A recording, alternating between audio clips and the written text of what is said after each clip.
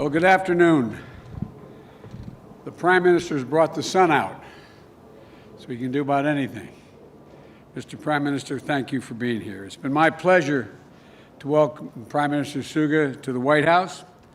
This is our first in-person meeting here, the first head of state that I've asked in my administration to come to the White House. Yoshi, thank you for making the long trip to Washington. We've already met several times virtually at a G7 meeting and a Quad Leaders Summit, but I greatly appreciate the chance to spend time with you in person and to exchange our ideas face-to-face. There's no substitute for face-to-face discussions. We are still taking COVID precautions, being careful, but our commitment to meet in person is indicative of the importance, the value we both place on this relationship between Japan and the United States, this partnership. We had a very productive discussions today. When nations as close as ours get together, we always look for operations and opportunities to do more, and today was no exception. So Yoshi, you'll probably be seeing a lot more of me in the future. Today, Prime Minister Suga and I affirmed our ironclad support for U.S.-Japanese alliance and for our shared security. We committed to working together to take on the challenges from China and on issues like the East China Sea, the South China Sea, as well as North Korea, to ensure a future of a free and open Indo-Pacific. Japan and the United States are two strong democracies in the region, and we're committed to defending and advancing our shared values, including human rights and the rule of law. We're going to work together to prove that democracies can still compete and win in the 21st century. We can deliver for our people in the face of a rapidly changing world. So today, we're announcing a new competitive and reliance partnership, CORE, between Japan and the United States that will enhance our ability to meet the pressing challenges of our time, together meet those challenges. Top of our agenda is, of course, getting the pandemic under control and helping our friends and neighbors throughout the Indo-Pacific region to recover. Earlier this year, we, together with India and Australia, launched a landmark Quad vaccine partnership to expand the manufacturing of COVID-19 vaccines and assist countries throughout the region with vaccination efforts. And we agreed to enhance our support for global vaccination efforts through the ACT Accelerator and COVID facility. We're also going to do more beyond this pandemic to advance longer-term goals for health security, reform of the World Health Organization, and establishing a new partnership on health security to build better preparedness for the next pandemic, because there will be others. Secondly, Japan and the United States are both deeply invested in innovation and looking to the future. That includes making sure we invest in and protect the technologies that will maintain and sharpen our competitive edge. And those technologies are governed by shared democratic norms that we both share. Norms set by democracies, not by autocracies. So we're going to work together across a range of fields, from promoting secure and reliable 5G networks to increasing our cooperation on supply chains for critical sectors like semiconductors, to driving joint research in areas like AI, genomics, quantum computing, and much more. Thirdly, our nations are committed to taking aggressive action to meet the threats of climate change.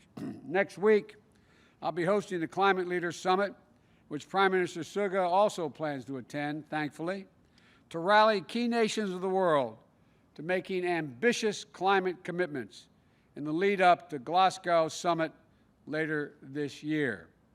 Japan and the United States are both committed to achieving net zero emissions by 2050, and we know to do that will require setting and meeting our 2030 goals.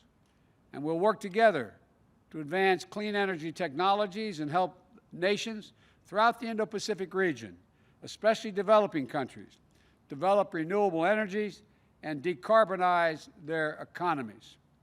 And finally, both Prime Minister Suga and I value the incredible partnership that exists, not just between our governments, but between the Japanese people and the American peoples.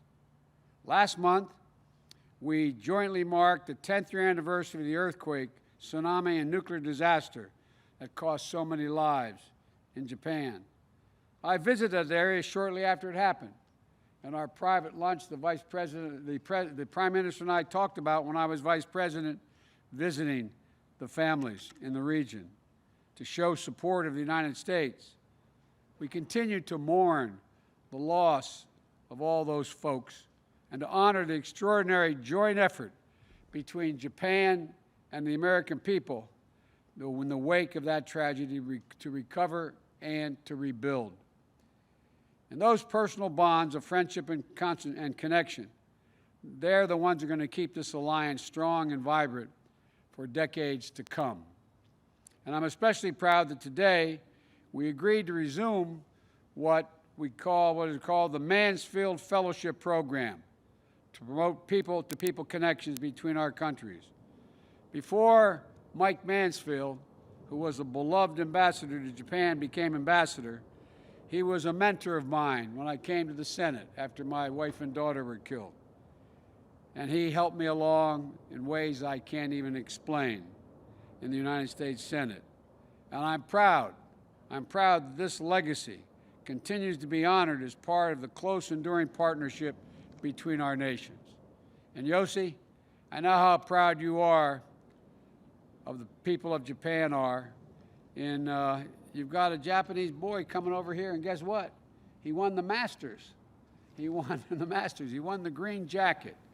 And Matsuyama was the first Japanese player to take home that green jacket at the Masters tournament this week. So let me say congratulations, Japan, as well on that feat. Mr. Prime Minister, thank you for making the trip. I look forward to all that Japan and the United States will accomplish together in the coming years. It was a great honor having you as the first head of state in my administration. The floor is yours.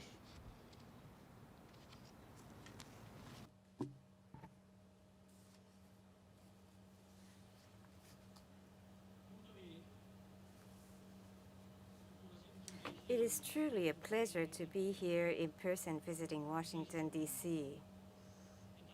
I would like to thank President Biden and Vice President Harris, who have welcomed me so warmly.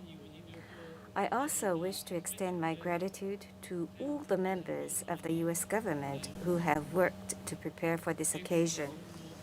The United States is Japan's best friend. Japan and the U.S. are allies that share universal values such as freedom, democracy, and human rights.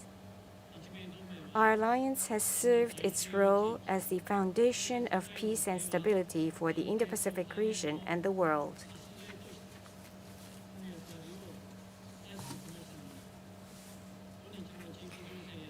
In light of the current regional situation and the severe security environment, the importance of our alliance has reached new heights. Based on such common recognition, at today's summit, we engaged in far-reaching and candid exchange of views on each other's political principles, challenges faced in each of our nations, our common vision, and other matters.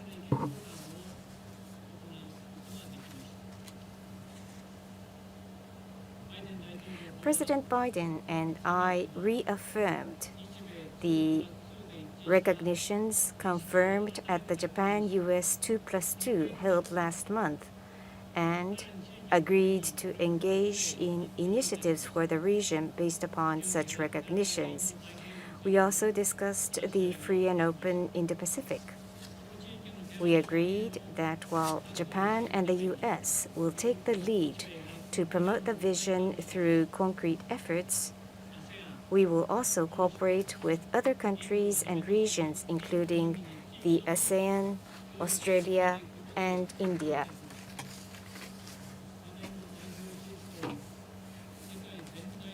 We also had serious talks on China's influence over the peace and prosperity of the Indo-Pacific and the world at large. We agreed to oppose any attempts to change the status quo by force or coercion in the East and South China Seas and intimidation of others in the region. At the same time, we agreed on the necessity for each of us to engage in frank dialogue with China and, in so doing, to pursue stability of international relations while upholding universal values.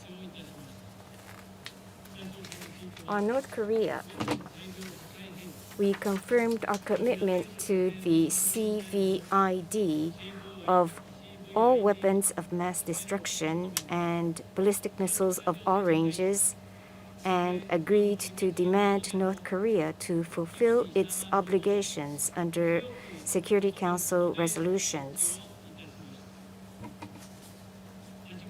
On the issue of abduction, we reaffirmed that it is a grave human rights issue and that our two countries will work together to seek immediate resolution by North Korea. In countering North Korea and for the peace and prosperity of the Indo-Pacific, both of us recognize that trilateral cooperation, including the ROK, has never been as important as today, and agreed to promote such collaboration.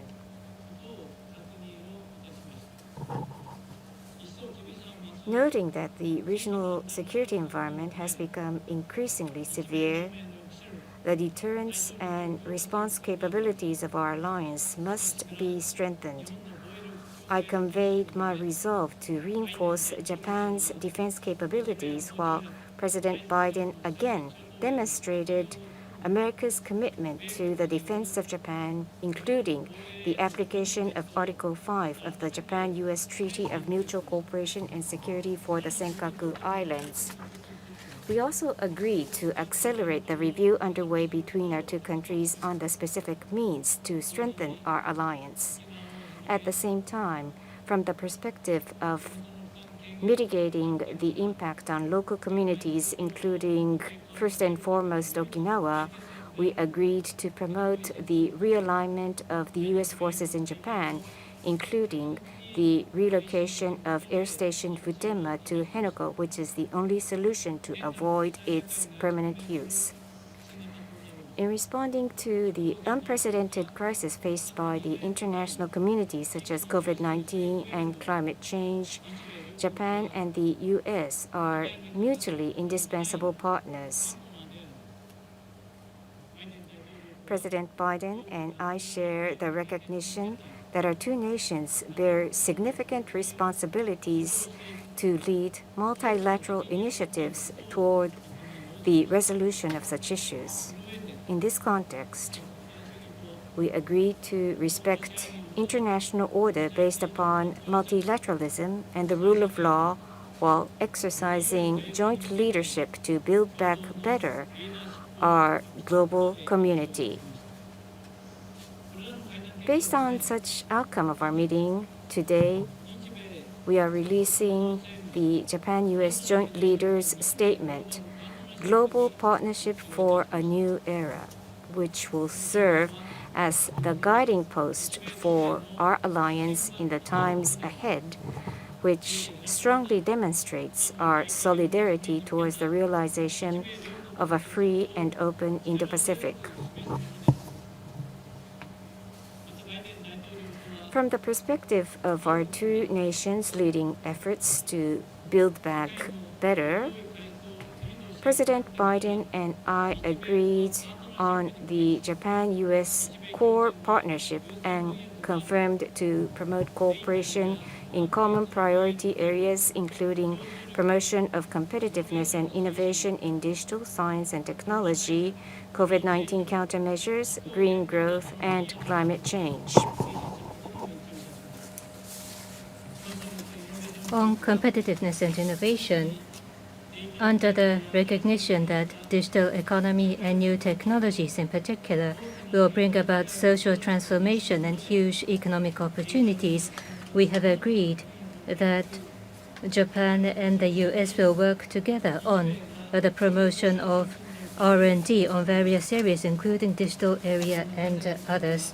Regarding response to COVID-19, from short-term responses to longer-term efforts, including the preparations for future similar incidents, we will work on the promotion of multi-layered cooperations regarding the overall supply of vaccines and the reinforcement of Japan-US public and private cooperation in the area of global health. We confirmed that cooperations between our governments will continue. In order to ensure equitable access to vaccines, including access by developing countries, multilateral and regional cooperations will be promoted. On the matter of climate change, at the upcoming climate summit to be hosted by the US next week, or at COP26 and beyond, we confirmed that Japan and the US will lead the global decarbonization. In order to further strengthen cooperation in areas such as the implementation of the Paris Agreement, clean energy technologies, or decarbonization transition of developing countries, I agreed with President Biden to launch Climate Partnership on Ambition, Decarbonization, and Clean Energy. Under these initiatives, I wish to give impetus to concrete and comprehensive Japan-US cooperations. I discussed the increase of discriminations or violences against Asian people across the US with President Biden and agreed that discrimination by race cannot be permitted in any societies. We agreed on this regard. President Biden's comment that discriminations and violences cannot be allowed and that he firmly opposes was extremely encouraging for me, and I have renewed my confidence in American democracy once again. I told the President about my determination to realize the Tokyo Olympic and Paralympic Games this summer as a symbol of a global unity. President Biden once again expressed his support for this determination. Japan is listening to and learning from WHO and experts, doing everything possible to contain infection and to realize safe and secure games from scientific and objective perspectives. We will do our utmost in our preparation. Freedom, democracy, human rights, rule of law. As we firmly defend and uphold these universal values that Japan and the US share, I look forward to the actual implementation of the outcomes of today's significant meeting and to realize a free and open Indo-Pacific by further collaboration and deeper cooperation with Joe. I once again express my heartfelt gratitude for the kind invitation. Thank you. Now we'll each take a few questions, and I'll begin by recognizing the Associated Press. Amir, you have the first question. There you are. Thank you, Mr. President, and thank you, Mr. Prime Minister. Mr. President, in your last press conference, you said successful presidents prioritize, and that you were focusing your agenda on one thing at a time. And I'd like to just ask you, what would you say to many of Americans who voted for you about the legislative progress on gun control and police reform, having to wait while you pursue infrastructure? Given that we continue to see these incidents with mass shootings and also police-involved shootings, including the incident that a lot of us saw in Chicago most recently. Do you feel any need to reprioritize your agenda? I've never not prioritized this. No one has worked harder to deal with the violence used by individuals using weapons than I have. I'm the only one ever to have passed an assault weapons ban. I'm the only one that ever had a 10-year ban on assault weapons and clips of more than 10 bullets. Immediately upon us becoming in office, having an attorney general, I asked him to put together the things I could do by executive order, including dealing with new guns that can be made, you can buy in pieces and put together, and other initiatives. I strongly support the universal background checks, which I continue to push. The Congress has to step up and act. The Senate has to act. And I strongly support and continue and never stop supporting the ban on assault weapons and magazines that hold more than 10 bullets. It doesn't mean that I can't also be working at the same time on the economy and on COVID. But it's not a question of my being able to set the agenda in the Senate as to what they will move to first.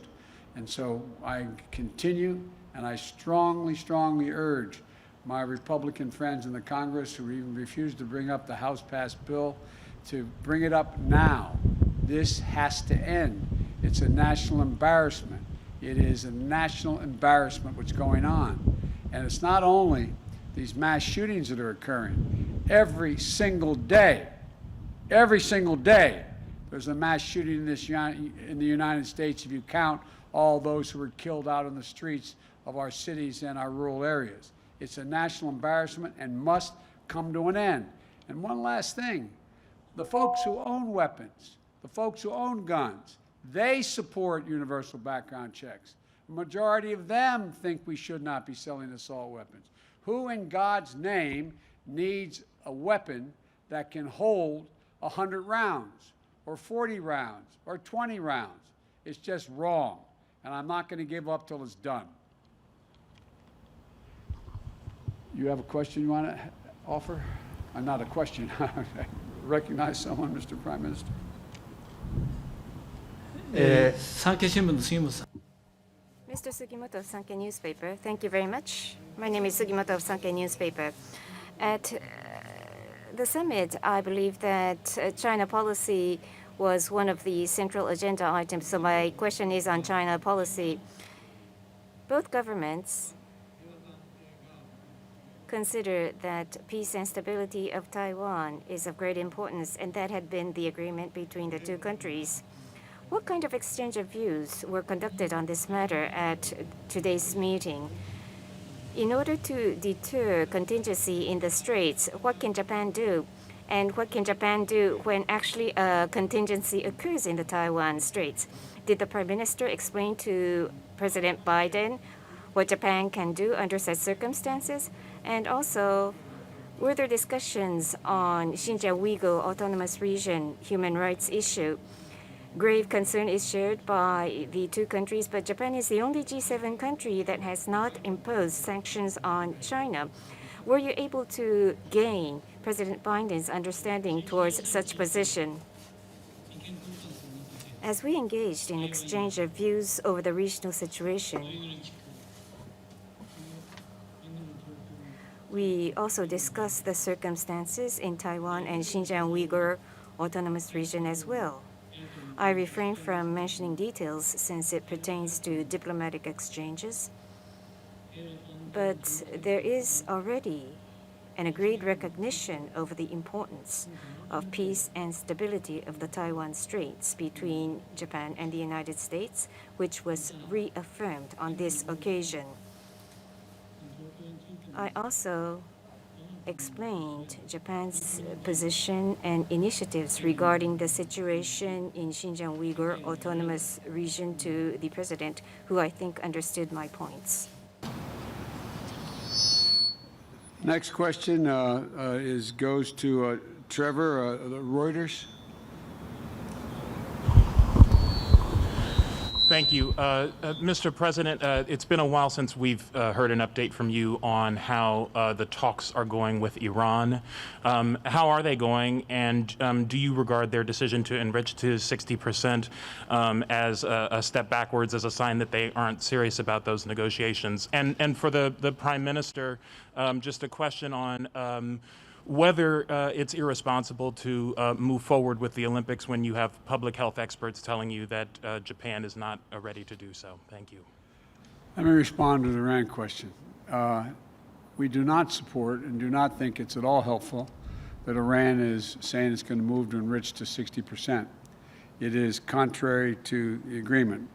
We are, though, nonetheless, pleased that Iran has continued to agree to engage in discussions, in direct discussions with us and with our partners on how we move forward and what is needed to allow us to move back into the JOPCA so that we're part of it again, that we should have never gotten out of, in my view, without us making concessions that we're just not willing to make.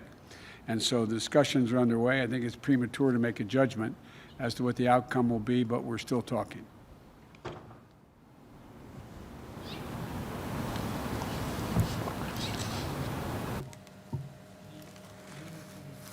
If I may invite Shintomi-san of Kyodo News.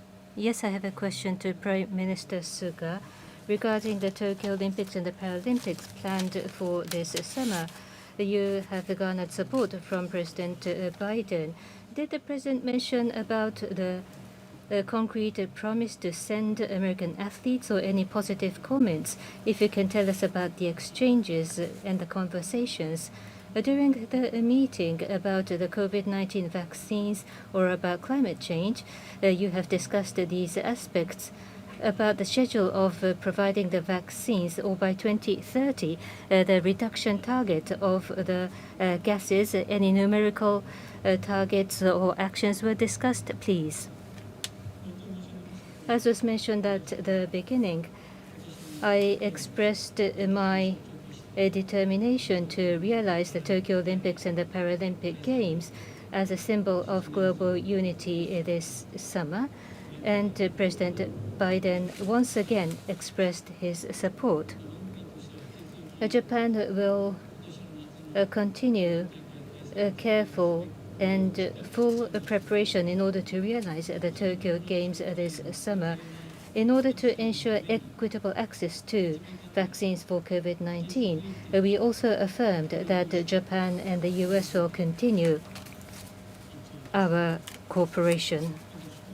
Regarding the climate change, this is a matter that both President Biden and I emphasize. So during the talk today, we have confirmed to strengthen bilateral cooperation and collaboration in the area of climate change and have agreed to launch the Japan-US Climate Partnership, which is extremely meaningful and significant. Well, thank you all very much. Thank you, Mr. Prime Minister. I look forward to having you back. Thank you again, everyone.